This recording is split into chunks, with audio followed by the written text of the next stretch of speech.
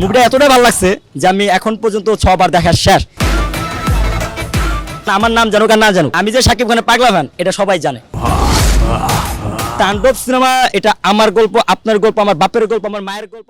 আসলে পাগল ভক্ত যারা বলে এটা শুনতেও ভালো লাগে, পাগল বলুক ছাগল বলুক শুনতে ভালো লাগে। মানে নামের আগে তো শাকিব খানের নামটা আগে আসে, যে শাকিব খানের পাগলা ফ্যান। কিছুদিন না, মানে আজকে একটা জায়গা থেকে ঘুরে আসছি, তো প্রায় 4 থেকে 5টা গ্রাম মহল্লায় যাওয়া হয়েছে আর কি, মানে আপনার ঘোরাঘুরি জায়গাগুলা।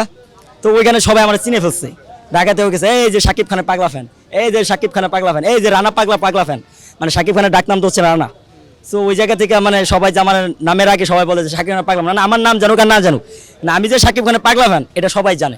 সারা বাংলাদেশে মনে করেন যদি 18 কোটি মানুষ থাকে, 18 কোটি মানুষের মধ্যেই মনে করেন 15 কোটি প্লাসে আমার চিনে যে আমি শাকিব খানের পাগলা ফ্যান।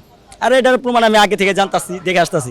এখন সবাই বলে পাগলা ফ্যান এই কারণে, দেখেন শাকিব খানের কোনো একটা সিনেমা আসলে, কোনো একটা সিনেমা লুক আসলে পারে আমরা সেই লুকগুলো লই, প্লাস হচ্ছে শাকিব খানের স্টাইলে চলাফেরা করি। মানে চললে শাকিব খানের স্টাইলে চলি, আর না চললে চলি না, সোজা কথা। শাকিব খানের দিন শুরু, শাকিব খানের রাত। সো এই জন্যই বলা হয় আর কি, মানে এক কথা শাকিব খানে মগ্ন আমি, অন্য কারো টাইম নেই। শাকিব খানের এবার সিনেমা কেমন লেগেছে এবং দেখেছেন কিনা? হ্যাঁ অবশ্যই, তাণ্ডব তো অনেক ভালো সিনেমা ছিল, যেটা মানে আশা করছিলাম 50%, কিন্তু আয়া পাইছি 500%। তার মানে 450% বেশি পাইছি, যেটা ডিসকাউন্ট। সো ঈদ বোনাস হিসাবে তো সাকিব ভাইয়ের কাছে কিছু পাই না, তো এবার একটু এক্সট্রা অর্ডিনারি বা ভালোই কিছু পাইছি, মানে একদম পুরাই উড়াধুরা চিল। আর মুভিটা এতটাই ভালো লাগছে যে আমি এখন পর্যন্ত 6 বার দেখার শেষ। ঢাকায় থাকলে আরও মনে 6 বার দেখা হয়ে যেত, 12 বার। এখন ইনশাল্লাহ আজকে থেকে আবার শুরু করব, এই সপ্তাহের মধ্যে মিনিমাম 15 থেকে 20 বার মতো দেখা হবে ইনশাল্লাহ। দেখেন প্রথম একটা কথা বলি, বরবাদ সিনেমার গল্প আর হচ্ছে আপনার শাকিব খানের তাণ্ডব সিনেমার গল্প কখনোই এক না। কারণ বরবাদ সিনেমার গল্প এটা হচ্ছে আপনার ফ্যামিলি থেকে শুরু করে সব শ্রেণীর মানুষের জন্য, আর ওইটা ছিল একটা রোমান্টিক গল্প, থ্রিলার টাইপের গল্প এবং ভায়োলেন্স টাইপের গল্প।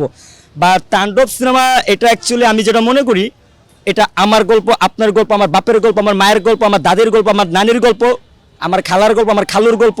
Everything is world total person, সবার গল্প।